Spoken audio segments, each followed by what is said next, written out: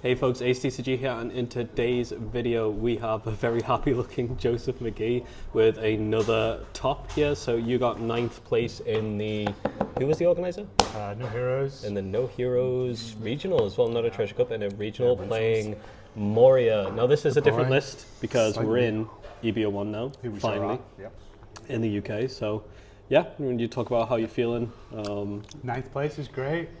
Great. You know, I mean, it's Swiss, so it's not top cut, so you sort of just take the bones that you get.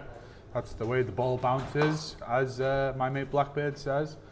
Yeah, I mean, what more do you want to say? Like, I was a place off my first serial, so I'm a little bit disappointed, but obviously I'm still really happy. This is my highest placing so far, and there'll just be more to come. And you still got some really nice cards. It does suck to knock at the serial. You definitely deserve to go an X1 in a 10-round tournament.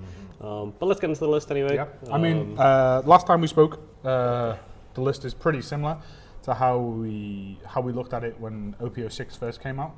We run for Sindri, for Perona, for Hogback, for Absalom, and for Gecko Moria. The Throwback package isn't changing at all. Like, why would it? It's all, you need the consistency in this deck because obviously you're milling.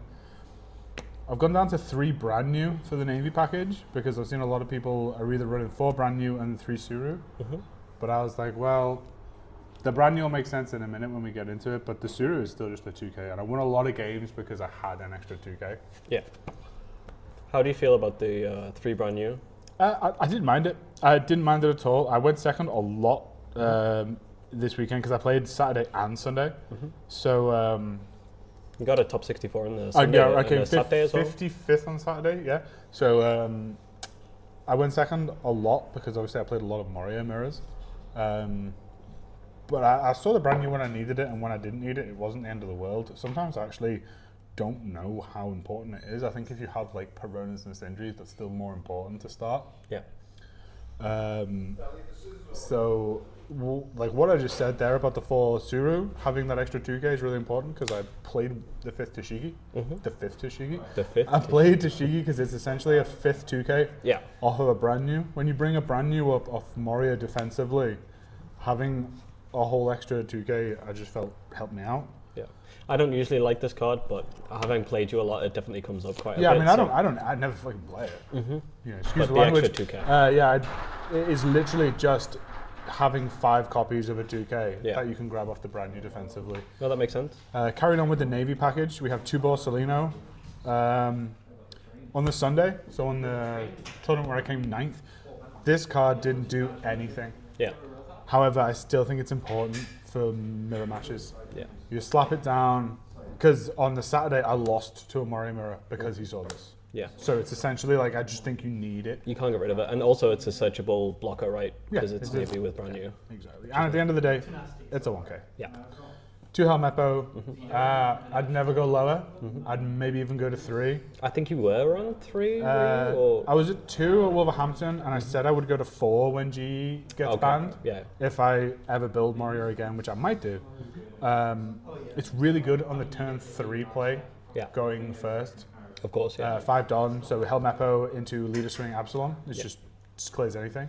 So that's the Navy package. Obviously, my main man Kuzan has gone because I didn't feel like in a meta that I assumed, and I correctly assumed, was going to be more dominated by RP Law, that I'd have time to get the reduction of Kuzan off. Yeah, that makes sense. So we'll see that in the event suite as well. Yeah. So 3 Lucci, because you just again, so good. Just, I hate being so like reductive and simplistic, but you just need 3. Like you can't get away with 2, and 4 is a bit clunky. 3 Sabo, like just won me so many games. Card's insane. So many games. Card's so insane with the next card I'm about to show. Because of the next card I'm running, I don't know if you need 4, but it's still so good. Protects your board in the mirror. Yeah. Filters cards so you can grab all the 2Ks that I'm running, because I'm running what? 13 2Ks. So you can grab them dead easy off the Sabo. You can pitch these dead cards like the Rob Lucci and this Hina. We're playing 2 Rebeccas and 2 Hinas and a Brook to cap off the Rebecca package. Yeah. This Brook is really fun. It didn't come up loads, but the games it did come up, it won me the game. Oh, nice. which is really cool. It's a reduction and KO. It's kind of like I consider it my Swiss Army knife in the list. Yeah. It could do what I need it to do at the given time. I love this card because you can, on the 8 Don turn, or even the 9 Don turn sometimes, you can go to Rebecca with Helmeppo, reduce, play Rebecca, and then grab a 2k from Rebecca, but like play Brook, or grab Brook, play Brook, and KO. So you get a blocker, and you get to KO with like Off with the 2 bodies. Moria. Yeah. I mean, that's why he's in there, because now we can do what Sakazuki has been doing for the whole format. We can play Akos Moria, develop a blocker, and remove a body. Yeah. Which is massive. Just really cool. The events, 3 Ice Age and 4 GE. For the longest time, I was on 3 and 3. But because we're in an RP Law kind of dominated format, again, like not dominated, but I knew I would see some, and I saw like 3 on the Sunday and 2 on the Saturday. Just having the Great Eruptions better than the Ice Age. That makes sense. Because you're hitting 4 costs anyway. Yeah. Did you feel like you missed draw. the Ice Age No. on either of the days? No. I felt like 3 Ice Age was perfect, and I didn't miss Kuzan. No. It's really sad because I love Kuzan. It's such a cool card, such a great card. But I didn't miss it because so many times you play it, you get the draw, and you're really happy with the draw, but then they just remove it, whether that's a black combo that removes it, or now with RP Law, just toy lawing and then bottom deck. Can you give us an example of a mulligan that you're looking for? So a lot of people say like mulligan for Sindri, mulligan for the 8 cost, mulligan for Perona. I mean, it's super similar to the last time I showed the deck off, back in the offline regional. I'd say cards like Absalom. Yeah. Like, I think that's probably what I'd prefer to do, is talk about cards that you want to open that you'd rather keep.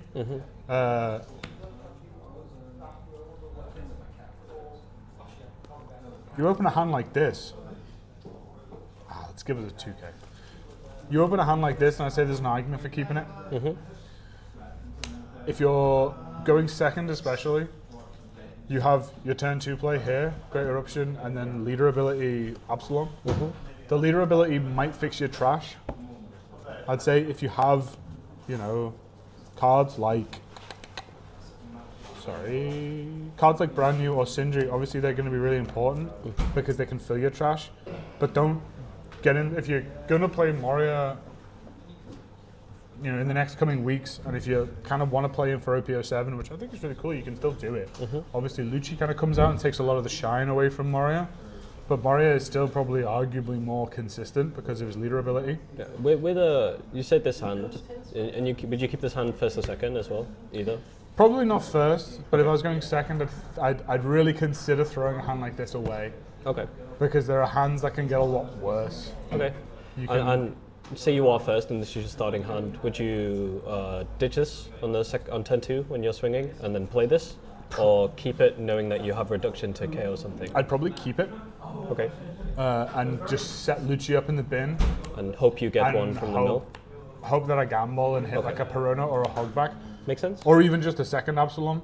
Because if I'm playing against black or red, purple law, and I throw this out to deal with their like 2k, 2 cost even, they can bottom deck this, and it's gone. And then I'm in a lot of trouble later on in the game. Yeah. So I asked a lot of questions about the deck, but what's the future of Joe McGee? What are you going to do for EB01 and OP07 when GE is banned? Because it's coming, and obviously it's a big hit to the deck because it's a lot of value that you lose. It is a big hit to the deck. I think I'll probably move away from Moria, but that's more of a personal choice.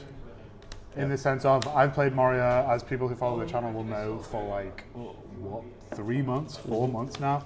And I just kind of want to change. I'm probably even going to move away from the color. From black, yeah. I want to try out yellow. I want to try out the new decks that come out. I want to try out Enel. I want to try out Bonnie and Boa that both come out next set. And then I also want to kind of cook around with samurai builds. Yeah. So I want to play Perona and Yamato. I think Yamato is probably a real sleeper hit next set. Because Japan's kind of done the groundwork for us, like developing the whole samurai draw engine. But I don't want to turn anyone off from playing Moria next set. I think it's a really consistent and powerful leader still. And while Akos Moria, that's a Perona. That's not Akos. While Akos Moria exists this deck is still a really powerful deck. Yeah. This deck still has some of the best Moria kind of turns in the game. Some of my favorites that I did a lot this weekend. Moria, Sindri, Hogback. Yeah. This Sindri will mill you 5 cards, and this Hogback will grab you another Moria. Yeah. So in those grind games where people throw down a Sabo on their turn 7 or their turn 8, because they're like, I'm going to stop my opponent from Moria-ing, you just go, okay, cool, I'm going to Moria. Fill up my bin more and grab another Moria. Makes sense. And that Sabo that they played has just lost all the potential value. Yeah. So I think this deck is still really cool. I'd still say to people, if you can pick this up, it's still gonna like shred locals. It could potentially still top a big event. Just Cool. don't give up on it just because there's a new set coming. Like test it out and always have it in the back of your mind. Just like Whitebeard has been for us this set. This is a deck that's gonna come out, and like if you're not prepared for it, it can do some damage and it can ruin the day. Cool. Well, thank you very much for the insight, and congrats on the tops. Thanks very much. Yeah, catch you guys later. Catch you guys. See you later.